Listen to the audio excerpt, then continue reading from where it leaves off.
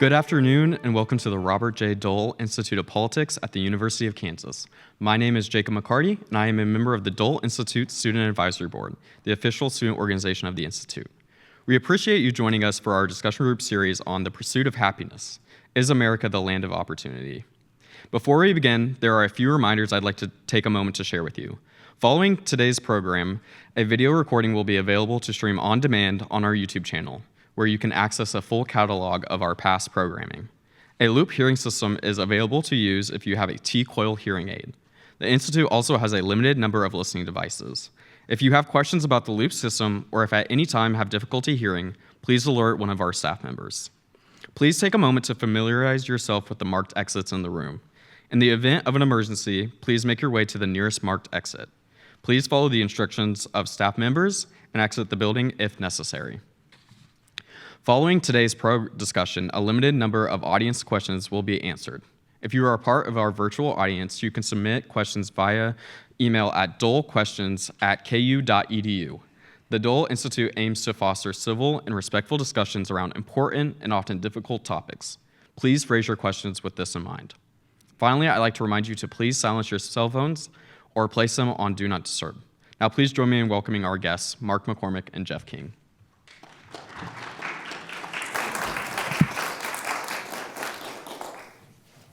Mark, it's good to be back. Yeah, it is good to be black. I walked right into that one. I will try not to set myself up for any more jokes in the next hour that we have. Mark, last time we were here, we talked a lot about manyness and oneness in American society. And say we're moving on to a different topic, but in many ways today, I think we're just doing a continuation of the same discussion we had last time. We're talking about liberty in a pluralistic society. And the first one in that is liberty, but I don't want to lose track of the discussion of pluralism that the topic invokes. And I was trying to prepare here, and I actually went and looked at Encyclopedia Britannica, how it defines pluralism. And it defines pluralism as, quote, a situation in which people of different social classes, religions, races, etc., are together in a society but continue to have their different traditions and interests. And that sounds incredibly simple and basic and at the core of the American experiment that our founders created almost 250 years ago. But I think in modern times it's proving phenomenally challenging. Yeah, there's a duality to who we are as Americans, like we were talking about the last time we were here, that we're not all of one thing, but we're a country of contradictions. And while this is important, while having a pluralistic society is a positive thing, I think we're hardwired as people to look for small differences and small distinctions. And sometimes those small distinctions can create, big issues within those groups. And you and I, when we were talking before we came here today, wanted to start off with a message. Too often in today's politics and civic discussion, we start off with messages of division. You and I want to start off with messages of unity and embrace of pluralism. We do want to queue up at least a couple of videos that exemplify at least what I think both you and I agree are examples of embrace of pluralism in our political culture that may be a little bit sorely lacking today. Yeah, and in a way that is on the left and in the right. He's an Arab. He is not. No? No, ma'am. He's a decent family man, citizen that I just happen to have disagreements with on fundamental issues.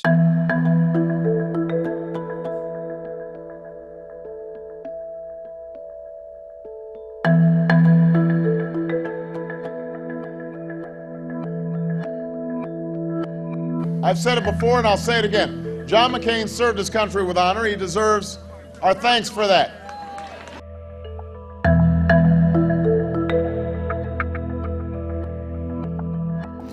Too often the achievements of our opponents go unnoticed. So I wanted to stop and say, congratulations. How perfect that your nomination would come on this historic day. Tomorrow we'll be back at it. But tonight, Senator, a job well done. Wow. Yeah, that's worth some applause. Yeah.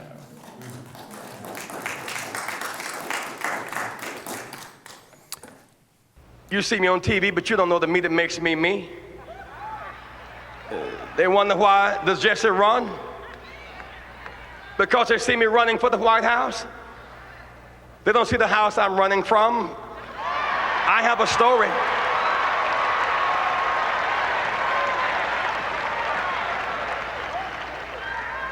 On the corners, I understand. Call you outcast, low down, you can't make it. You're nothing, you're from nobody. Subclass, underclass. When you see Jesse Jackson, when my name goes in nomination, your name goes in nomination. I was born in the slum, but the slum was not born in me. And it wasn't born in you, and you can make it. Wow. Yeah, sure. Absolutely. That's worth some applause. I can remember that campaign and being surprised at the collection of people that Jesse Jackson had had some breakthroughs with. I remember being particularly surprised at the connections he had developed with white farmers in Iowa and elsewhere in the heartland.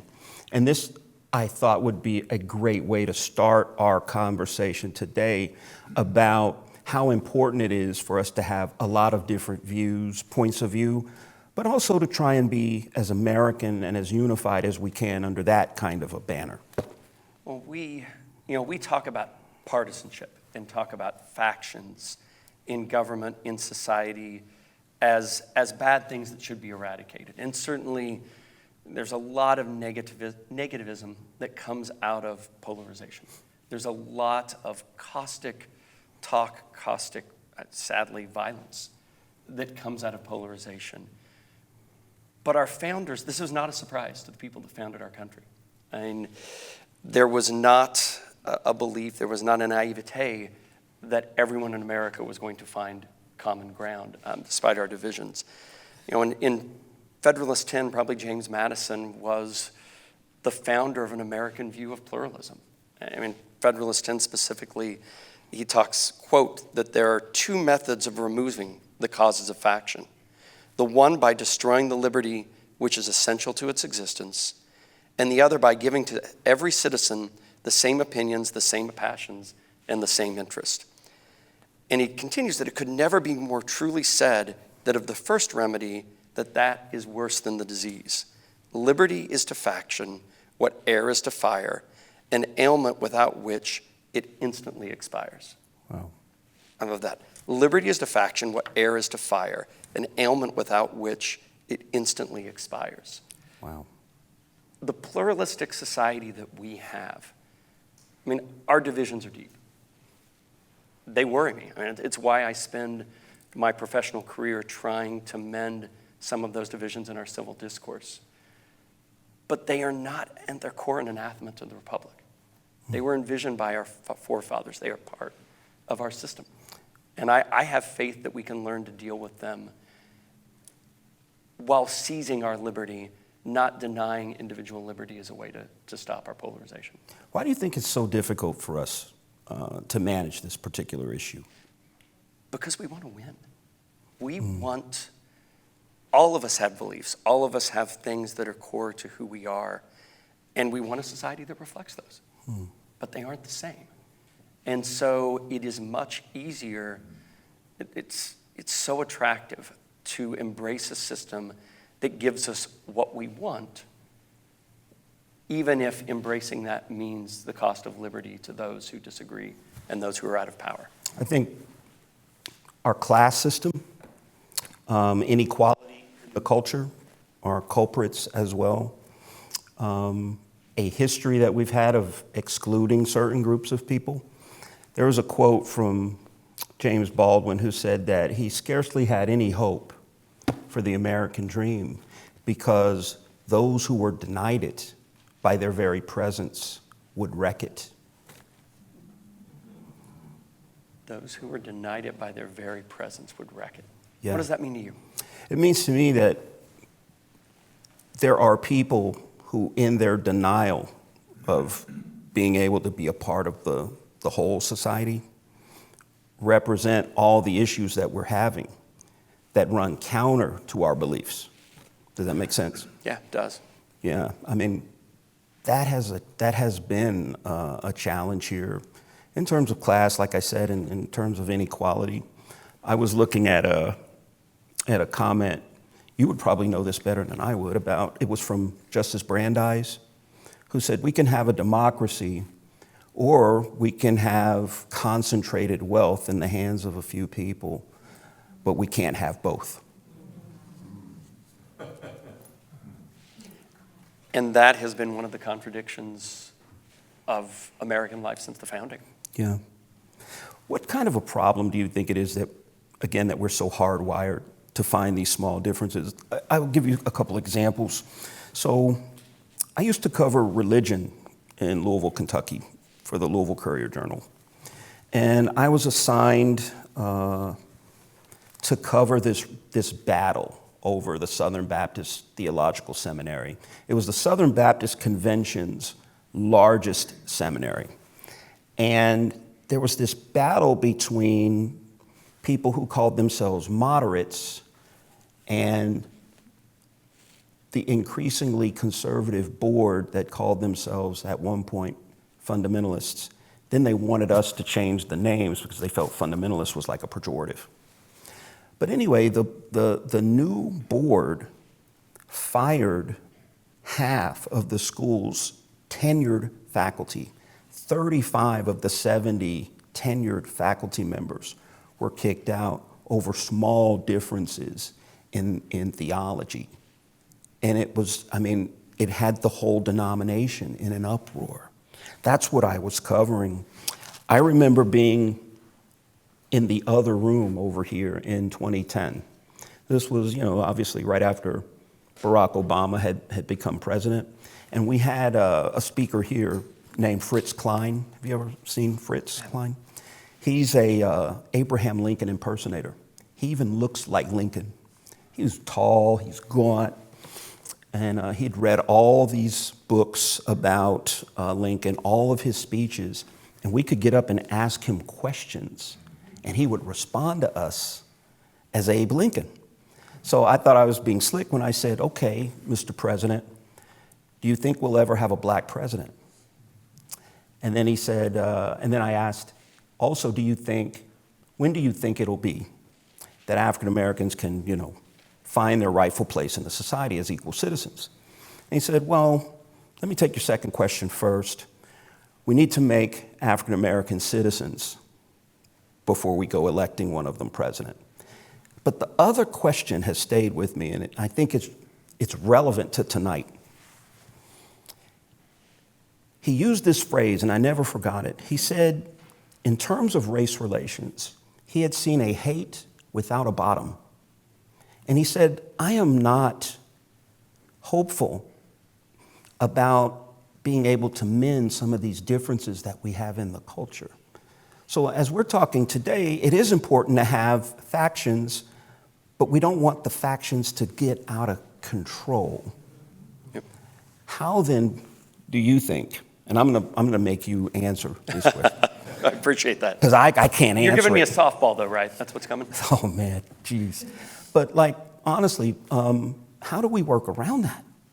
Where the factions are so bitter, as you were saying, but in fact, we do need differences of opinion. We do need factions in the same way that we need an opposable thumb. We can't do anything without it.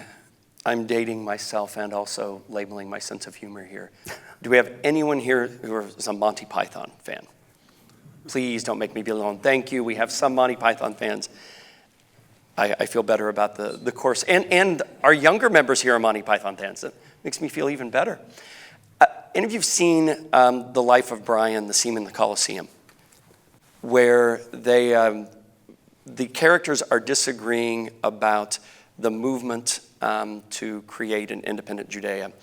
And they have They are broken into 9 different factions that are arguing about whether they are the Independent Front for Free Judea or the Judean Front for Independence or the Judean Independence Movement. They have about 9 different names.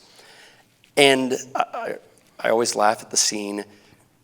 But when I was elected to the Kansas Senate, I laughed less at that scene than I ever had in my life because it felt way, way, way, way too close to home.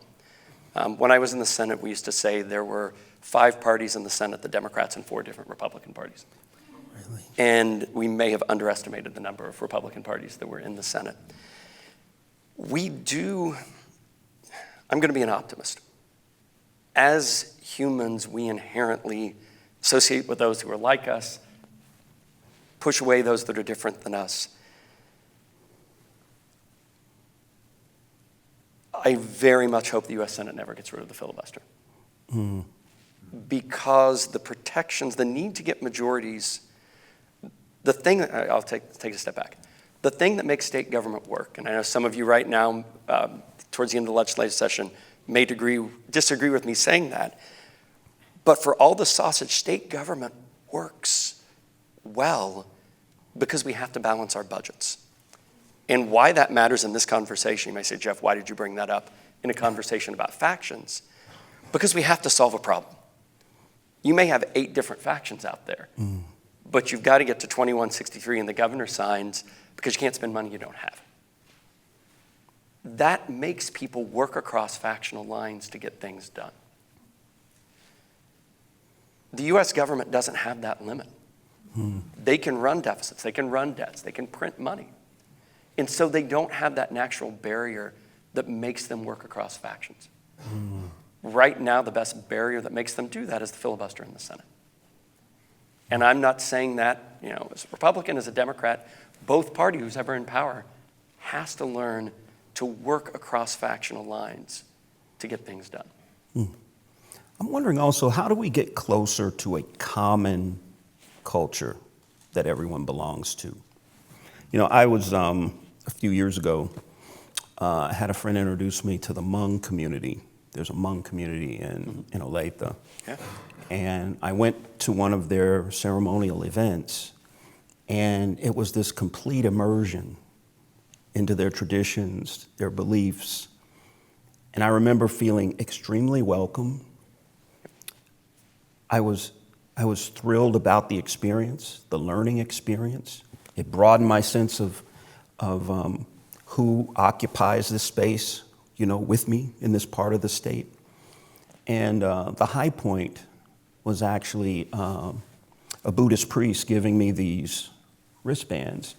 And 2 of them are just prayer wristbands, But the other one has little ivory spheres on it that the priest told me that when he looked into my spirit, he thought I had a pure spirit, and that's what the ivory is supposed to mean. I thought that was the most beautiful sentiment. And I wish more of us had the kind of courage, because I just kind of landed there, but I wish more of us had the courage to go out and seek these kinds of cultural expressions that are not our own and try to experience them. But what do you think we should be doing in terms of trying to create a common culture where people can be themselves but also be a part? My first reaction to what you said is I don't think we should have a common culture. In the sense, it goes back to a little bit last time that we were here, I think I mentioned that to me, American exceptionalism is about the fact that I could move to France, live there for 50 years, and I would never be French. But someone who was born in Paris could move here and in 5 years be an American. And the common culture that I believe we share, to the extent we have a common culture, is pluralistic in nature. When America is at its best, it is embracing all of those differences that we have. And as we're sitting here honoring the men and women who founded this country,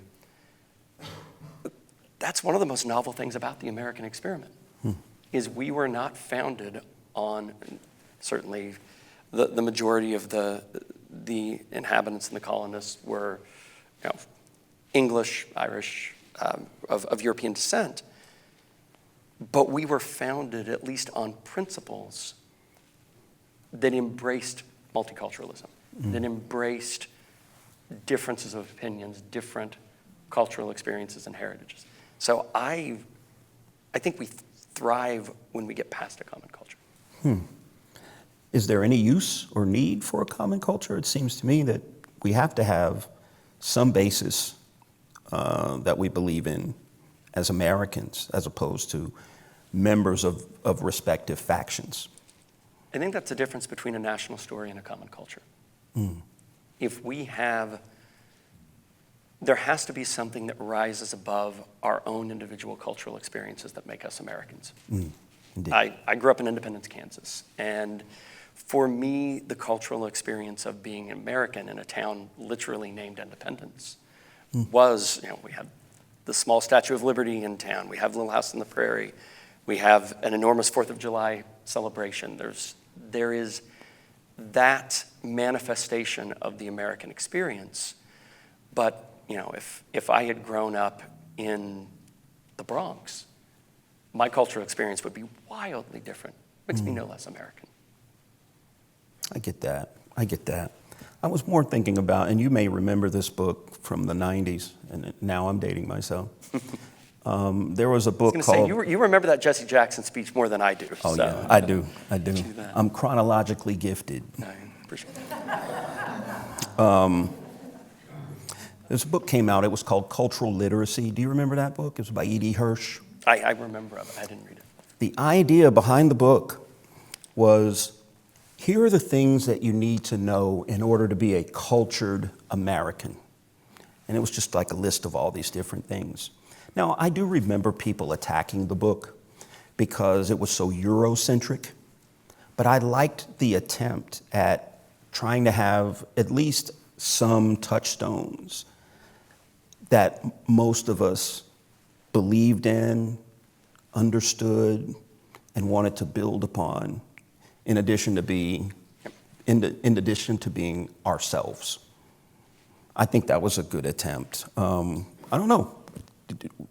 Do you remember that book? I don't remember. What do you think of that attempt at a common culture as opposed to what we've been talking about? I think the appreciation of a common belief in what it is to be an American, a common understanding, a common purpose and empathy is essential. I mean, that can take many, many different forms.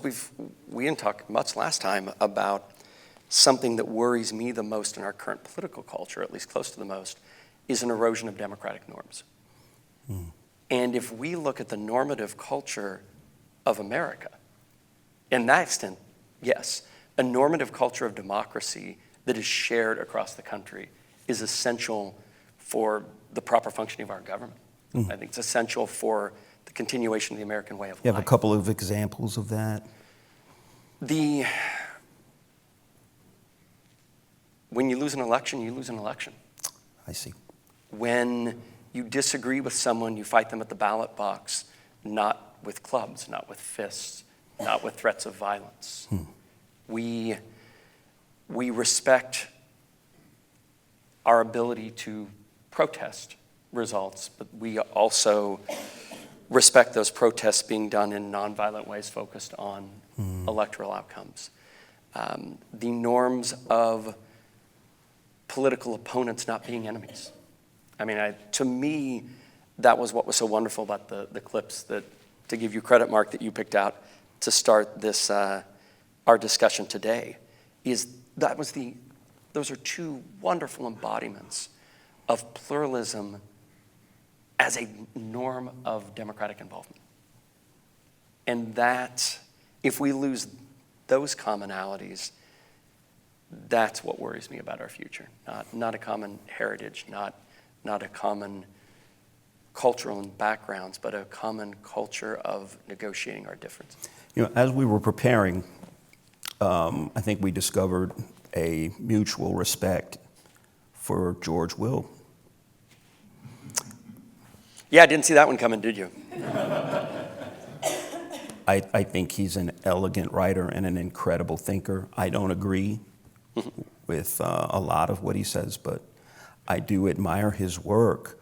Can you talk a little bit about some of his thoughts about pluralism that we were discussing? And Mark, when you told me that earlier, I was surprised and not surprised at the same time when you said that, because when we first met, I probably didn't think that our mutual admiration of George Will was going to be something we had in common. Oh. But that is what I not only deeply admire about you, but deeply hope can start permeating our political culture again. The sentence you said of, I deeply respect him, though I disagree with a lot of what he says. I'm paraphrasing, of course. Mm-hmm. That sentiment is what I think we're missing in too much of our discourse. What I love, and it's in the Conservative Sensibility, it's an article that George Will wrote about 7 years ago, with the idea that we think too often of pluralism as a left of center thought, or a Democrat, as the Democratic Party, ideal in something that's an anathema to conservatives or to Republicans. And Will takes that idea and flips it on his head in a way that I deeply respect and deeply agree with, that talks about pluralism as inherently a conservative idea.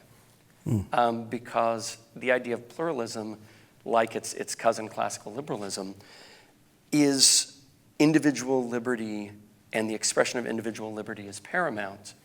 And government, when government overreaches, it impairs individual liberty. When government becomes the arbiter of questions of morality, of questions of my cultural background and belief system is correct and yours is not, that is that's it's actually an anti-conservative idea, because it's government intruding in private liberty. And Will, as not only a very prominent conservative, but I think he would describe himself even more so as a classical liberal, finds any view of governance where government overextends itself that way as an anathema. And honestly, I could not agree with him more. That's why I would consider myself a conservative, not because I want government to impose socially or religiously conservative values, but I believe to conserve what we have, government should be limited in how it infringes on individual liberty. What I like about him most, he is relentlessly logical. In addition to being an elegant writer, as I said before. But there was a particular line in that article that struck me. George Will has consistently argued that pluralism is the essential condition for a free society, a system in which many moral, cultural, and religious viewpoints coexist, and then this part, none with the power to dominate the others. Yep. That's the issue I think we have to try and isolate. And that is why I was so honored when the folks at the Dole Institute invited you and I to have these discussions, because I think right now, I don't want to say that there's never been a time it's more important. I don't think that's true. But it is extremely important right now that we remember the principles of our founding fathers that created the system of government that we had. For that sentence that you just stated. So not one dominates the others. And people win elections. And elections, famously it is said, elections have consequences. And they do. But not consequences that deprive Americans of liberty. Not consequences that eternally put one side's views above the other. Not consequences that destroy the very system of government that put a government into power. And that, we need to be constantly reminded of that. And it is so seductive. It is so easy to think that what I believe is so important that let me just do this workaround around the system of government because I need to win because what I believe is so important. Yeah. What I think George Will is saying is America only works if all of what we believe is important and the electoral system decides who wins that day. Yeah, in fact, if I remember right, the idea is for government not to participate necessarily in these debates, but to make sure that the debates have guardrails. Mm-hmm. Was that your reading as well? Very much so. Yeah. Should we be surprised about all this segmentation in our society when it comes to issues like DEI versus pluralism? No, I don't think we should be surprised. And because there's two, and I keep waiting for the softball question from you, by the way, Mark. This is, yeah, I'm sorry.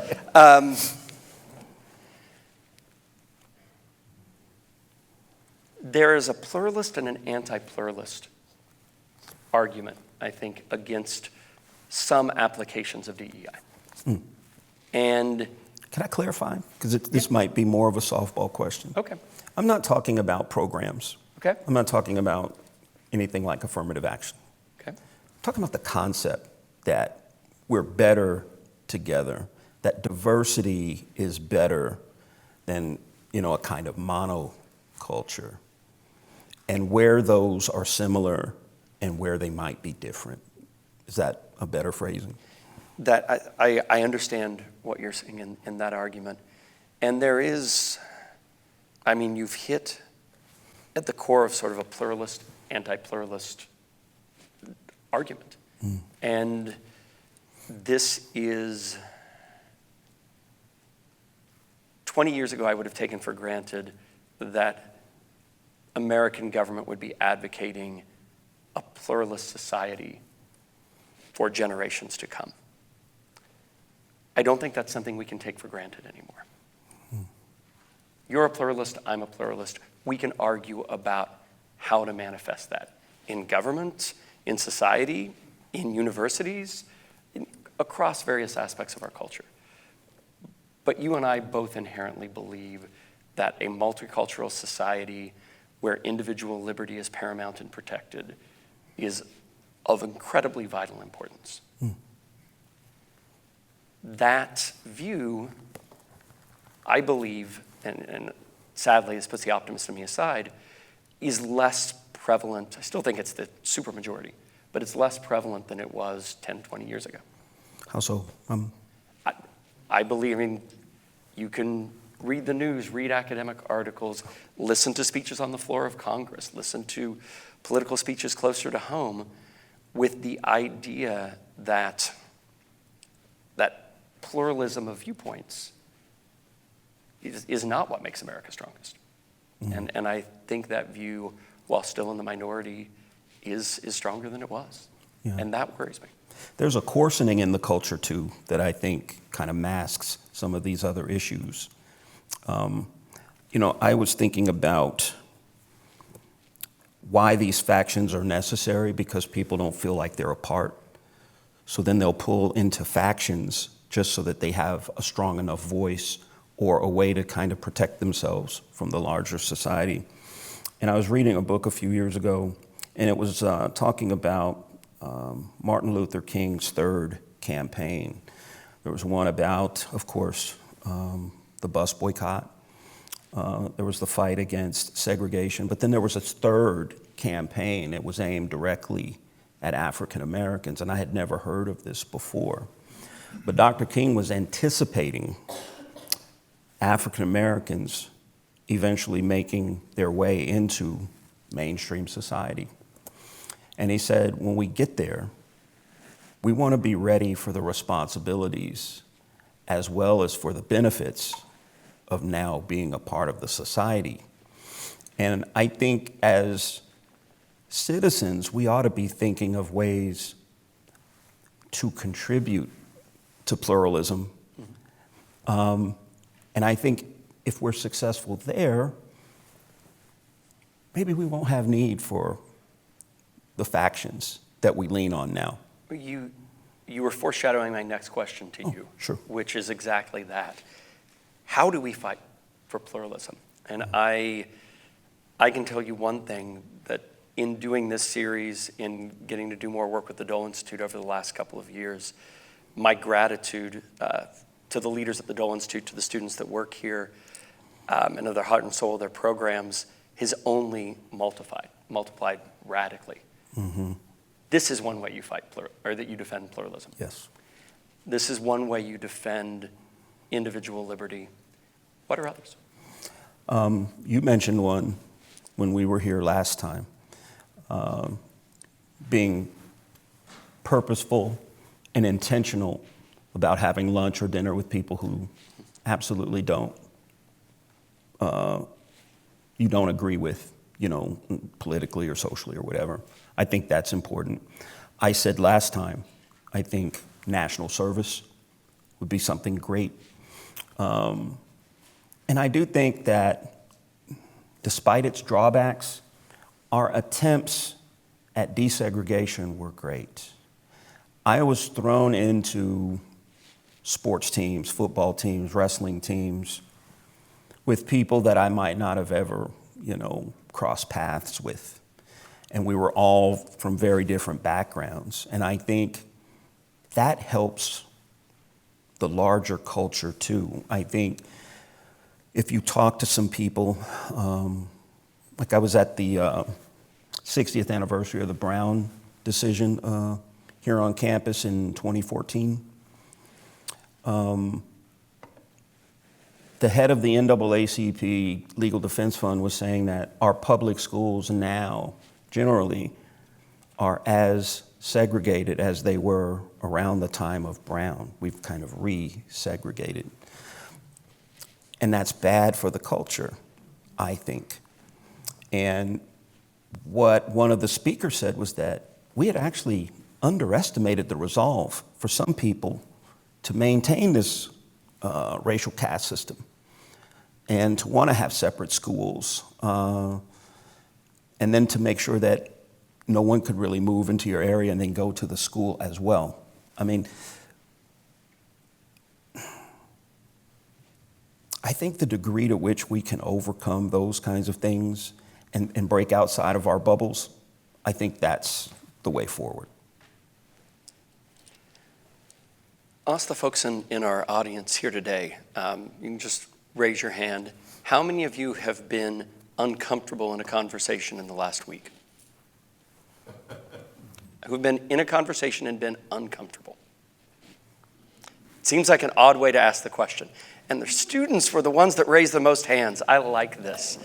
I have a son who's a junior, and I more and more want to encourage him to come to KU every time I see this. I think we have to get more comfortable with being uncomfortable. Mm-hmm.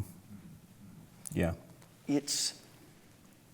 Pluralism isn't really pluralism if you only have conversations that make you feel good or don't challenge you. I think it's exploration of other cultures that's important. I had a pastor once who used to encourage us to look at other faiths. And he described it this way. He said, because in that part of the country, there were a lot of caves that you can go and explore. And he was recommending that we tie a rope around us, and the rope represented our attachment to our God. But then you do all these explorations, go deep into these other caverns. Islam, reading the Bhagavad Gita, the Upanishads, the Talmud.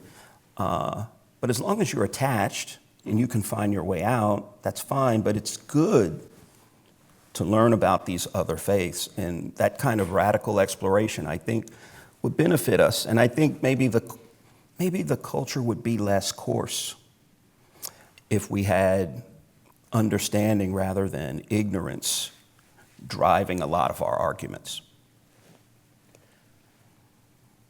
I know we have about 10 minutes till we'll take some questions. I wanted to pivot slightly so we had a chance, since we're talking about liberty in a pluralistic society, to focus a little bit more on the first word. And I know I have the privilege of getting with a lot of political and judicial leaders to have conversations about what liberty means. And when we talk about liberty, a lot of times we'll talk about three different conceptions of liberty through Burke, George Will, and Thomas Dewey. And Burke talks about liberty as an institutionalist. I mean, to Burke, liberty is about institutions that secure individual liberties, strong institutional will, norms, established institutions over decades, centuries. I mean, a very British conception of, we had the Magna Carta in the 13th century, and that is going to secure our liberty. George Will talks about it like much more of the state is going to get in the way of the liberty. So the state provides minimal protections, and then individual liberty springs from there. Thomas Dewey talks about liberty as not about individual freedom, but of material gains, inequality and opportunity, equality. And he speaks about like liberty without equality is not liberty. And that liberty only happens when you have a materialistic and a baseline of quality of life for all of the citizens covered in a republic. Wow. I know now it's my turn to give you the softball, but like. But is he tying that to inequality like we were talking about earlier? Some. He speaks more of economic inequality, but certainly there are other forms of equality that he looks at as well. So the father of modern progressive thought. When you think of liberty, do you think of any of those three? All of those three? What comes up for you? Not necessarily. What comes to mind for me was I saw a documentary clip once of Stokely Carmichael. And he was arguing that a lot of the civil rights laws that were passed were not for African Americans. He said, African Americans, we understand we can vote. We understand we should be able to go into public accommodations. Those laws were for people who were stopping us from doing it. Liberty, in that sense, from him was we wanted people out of our way so that we could simply live our lives. And I think of it in that way, the way Stokely was thinking about it, or Kwame Ture, which is his name now. And as you mentioned that, this is my personal conception of liberty. You have highlighted one of the struggles in it for me, which I am an avowed federalist. I believe very firmly in sort of a George Will model that the government that governs best generally governs least.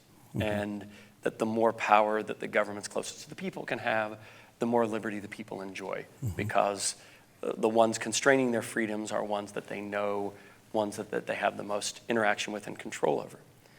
I was espousing that view a few years ago, and the person smiled at me and quickly responded of like, you clearly weren't a black child in Little Rock in 1952, 53.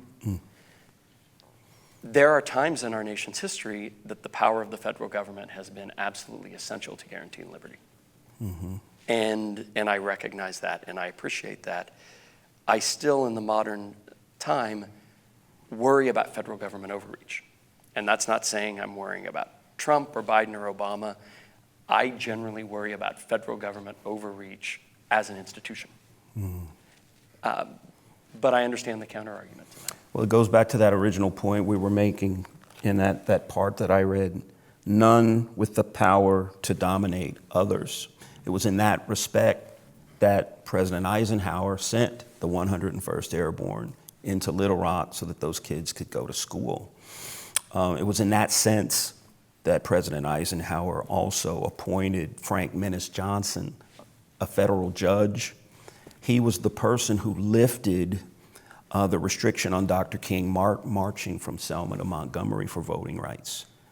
I think as the referee, I think would that still qualify as small government? Or I don't think it's government overreach because you're protecting other Americans trying to exercise their rights.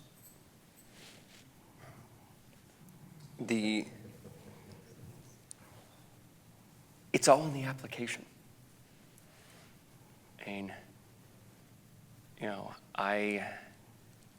I don't think of referees as overreach until, KU's down by 12 and they can come back and we get a couple of suspect calls on drives, but that's a memory that I don't want to linger on very long. The pain is still too close. But it does, I mean, I say that slightly in jest, but mostly not. I mean, that is, one man's judicial overreach is another man's protection of liberty.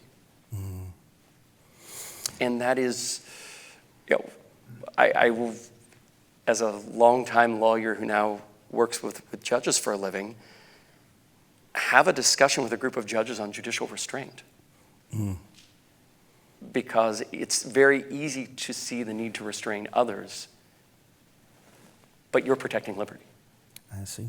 And that, I think that's where some of my inherent concerns about the overreach of government on individual liberty comes from, is in human nature, when we're the government, our overreach is protection. When we're not the government, the protection is overreach. I see. You know, as Jeff said, we're open to any questions that you might have in the audience as well. If you do have a question, give our students time to bring you the microphone so that people who are joining us remotely can hear your question. Do we have any questions yet in the audience?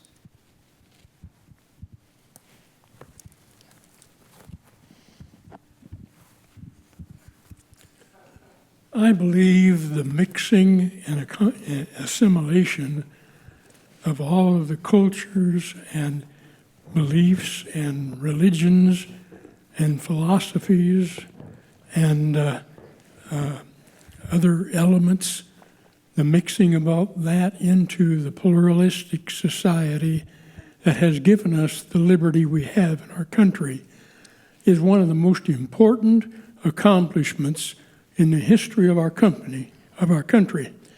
And I do believe that possibly the big rally coming up this next Saturday might even move that accomplishment a step further.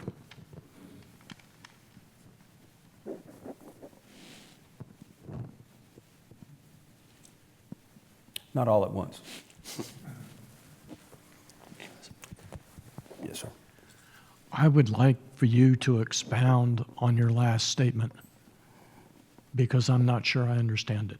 Sure. I will do my best.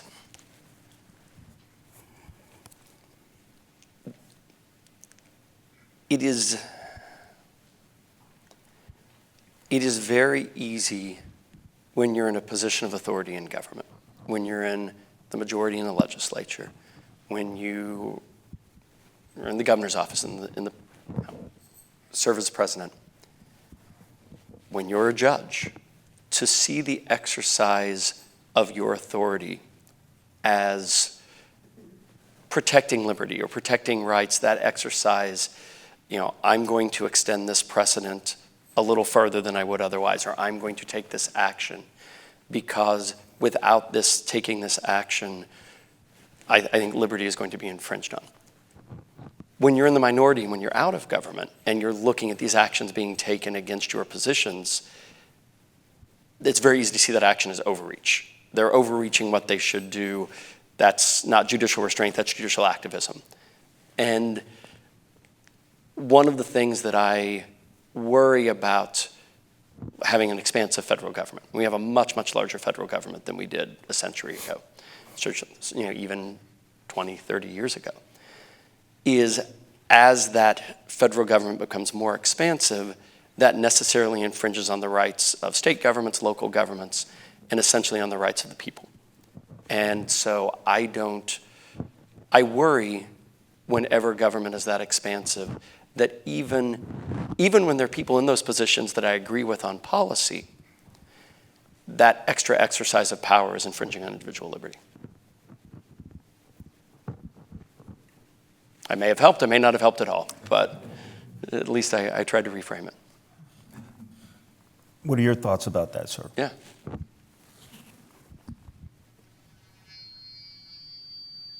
and would go to the concept of states' rights and would advocate that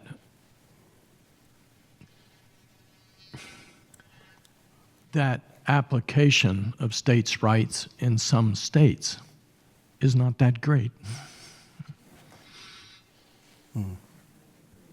Interesting. Said that application of states' rights in some states is not that great. Absolutely. Yeah, and that was kind of part of our last discussion, that there were some people deeply dependent on the federal government to protect them, whether they were the freedom riders who were riding across the South, or people protesting at lunch counters. There was an element, a violent element, threatening the exercise of their rights, and the government needed to step in there. But I don't think you mean those incidents. You mean different. No, and that's the inherent. I recognize there are most certainly times that the government stepping in to protect individual liberty is not only desirable but essential. I see. Question in the back there. In today's environment, you mentioned how rights and respect is important, and you also mentioned how a majority might see it as a judicious use of power, and the minority not. Those in power, what responsibility do they have to call out what they see as an excess of their own group? And how does that play out? And if they're quiet, does that mean they're agreeing or they're giving up their power? Yeah, that's a good question.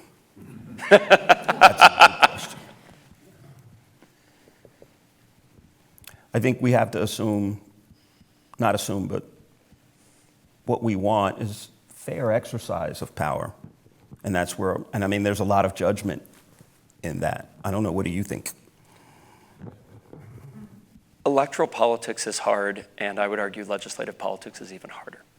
I would be a hypocrite as someone who spent 10 years in the legislative body and 4 years in leadership in it to expect someone who is in that body to vote their conscience 100% of the time and to be able to speak their conscience 100% of the time.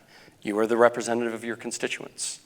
You are a member of a party and you need a majority vote to get things done. You have to work with coalitions, you have to compromise. There is give and take. I have a lot of understanding for the tightrope that legislative leaders, politicians walk. It's why often you hear some of the most outspoken political figures on both sides tend to be mayors or chief executives that have some of the freedom that office gives. I think it's important for everyone that holds office to be reminded constantly of why they ran. And I will tell you, there are a lot of people when I served in Kansas I disagreed with. I literally did not meet a single person who didn't run and serve in the Kansas legislature legitimately and authentically trying to serve the state. I may disagree with how they served it. I disagreed a lot, and I'm sure many of them disagreed with how I served it. But I really believe that the vast majority of our public figures, at least at that level that I dealt with, were doing it for the right reasons. Sometimes you get in the middle of that, and you get in the day-to-day decisions, and it's hard to remember that. So I'm not going to be too hard on them, but I do hope our elected officials do go home, look themselves in the mirror, spend time praying, meditating as they need to do, to think about what really matters and what is the vital thing or things they need to stand up for at the end of the day. There was a question here as well in the center. Hi, this is more for Jeff. In your work with judges, do they look at legislation as it moves through the process and get a conclusion of whether it's constitutional or unconstitutional at both the state and federal level? I will say in the work that I do with judges, we don't talk about any of those topics. So this will be my opinion and not from anything in the work we talk about different topics than those. I have great faith in our legal system. I have great faith in the judges that serve it, even when they issue opinions that I might not issue if I were in their stead. I think they spend a great deal of time thinking about how to interpret the Constitution, how to interpret statutes. What are the best ways to do that? What are flawed ways of doing that? And so some of those judges will be big believers in legislative intent and figuring out how a bill goes from start to finish.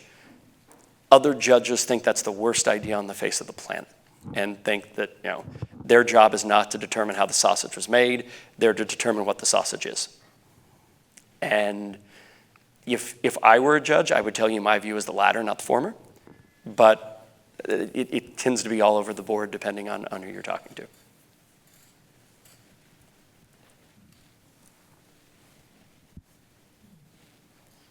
Any other questions?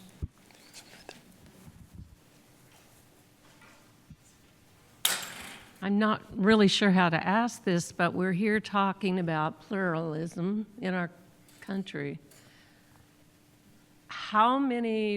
What percentage of America do you believe wants pluralism? I mean, this is Lawrence. I just moved here. This is heaven to me. You come from a small town sometimes, and you do not get that.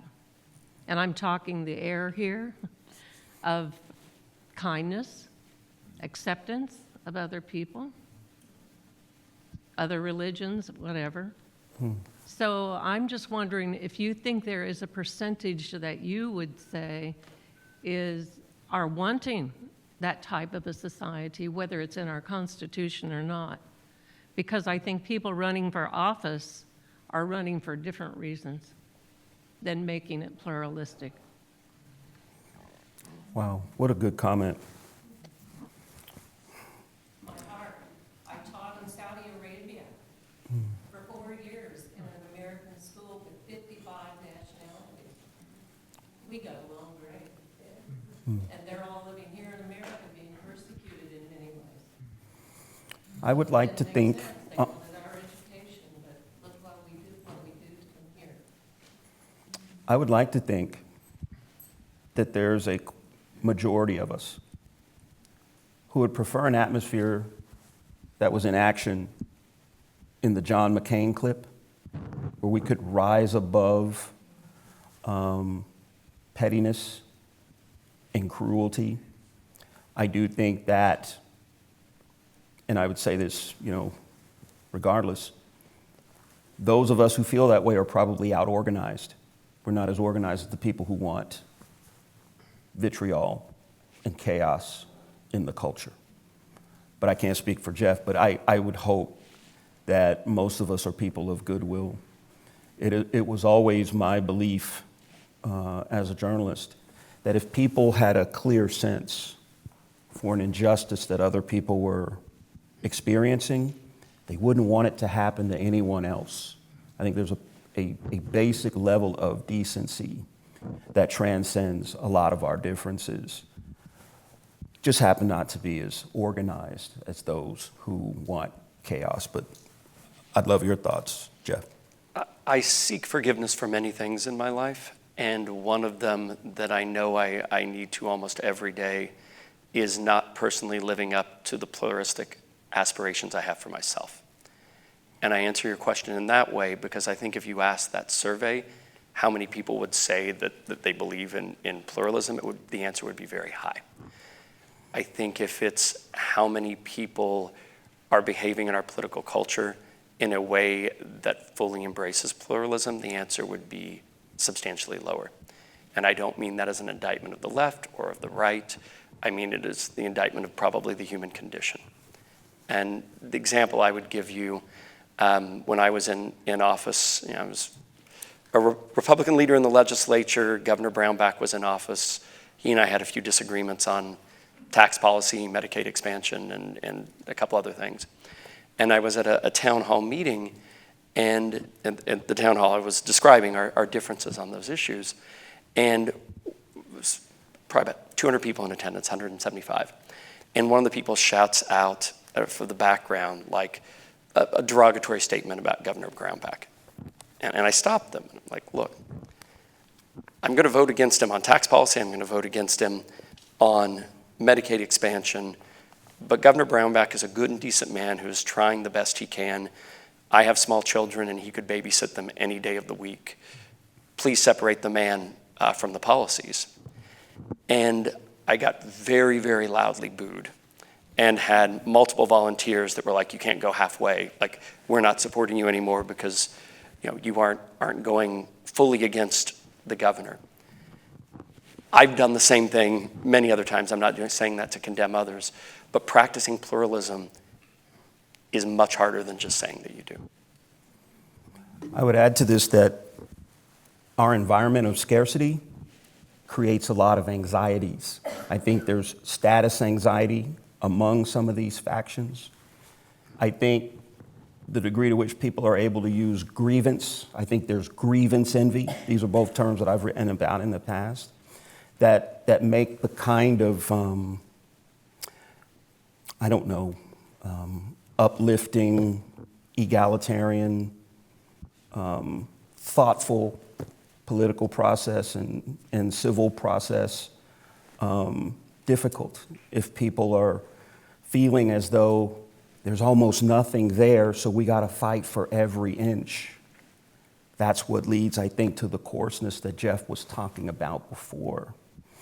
And that's why I think, and that's why I brought it up a few times, that I do think that our problem with inequality is undermining our democracy, as Justice Brandeis said. Another question up front. How much damage do you think has been done to our pluralistic society by our Supreme Court in giving immunity to our president? I'll leave that one to the lawyer. Oh, I was going to leave it to the non-lawyer. I am troubled by a lot of the rulings, but I am someone who has said for the last 15 or 20 years that if we don't get people sufficiently concerned about where we're going politically, because political wins put people on the Supreme Court that are making these decisions.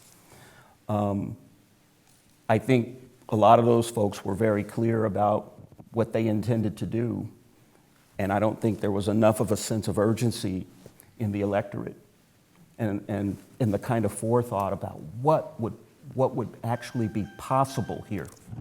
So that would be my response, but. I think it's a tremendously difficult issue. And I suspect the answer you're hoping I'm giving, I'm probably not going to give it. In the sense, I'm coming from two folds. One, part of nature abhors a vacuum, and so does politics. And part of the conundrum that the Supreme Court faces when you look at an expansion of executive power is a congressional abdication of power. And if Congress would exercise the authority given to it, the Supreme Court would not be placed in the situation that it's in. And so with a number of these issues, I have a great deal of understanding of the situation of the Supreme Court because Congress is so fraught with inaction on so many issues. The other, we can discuss whether the balance that they found is the correct one, and we may disagree or we may not. But there is a balance to be struck, because if we look, one of the things I do is look at societies where judicial independence is threatened. And in many places where judicial independence is threatened, is where we have a culture of increasing prosecutions of leading officials. And it doesn't start with the judges. It can start with officials in mayor's offices, city council members, other offices, and creep up to where people are worried about exercising their official duties, because if they get out of power, then they're going to be prosecuted for that. So is the balance correct with what happened in the Supreme Court? I don't know. It's a very hard question. But there does have to be some level of official acts immunity in the system, where we've seen in other countries where the system collapses. But to be clear, I think a lot of damage has been done. A lot. We found something we disagree on. This is, mark up 2.5 hours of talking. Yeah, I don't think that corporations are people.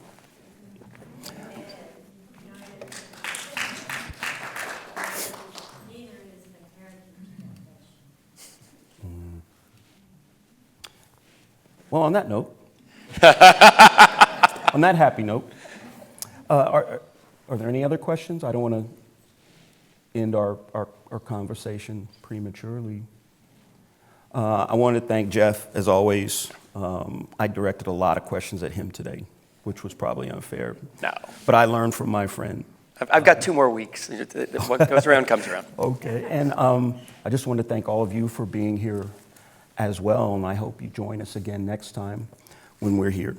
And I also echo Mark's thanks, but it would be very remiss of me not to, again, thank the KU students and the staff here at the Dole Institute. And this is an institute that the entire state should be proud of, but certainly hopefully the Lawrence community is proud of. And it has astonished me the more and more I've got to know the programming here, how essential the students are to the success of these programs. And what they do is phenomenal on top of a heavy caseload, searching for jobs, looking at grad schools. Yeah. I'm proud of them, and I'm very appreciative of that, and I hope you'll thank them as well.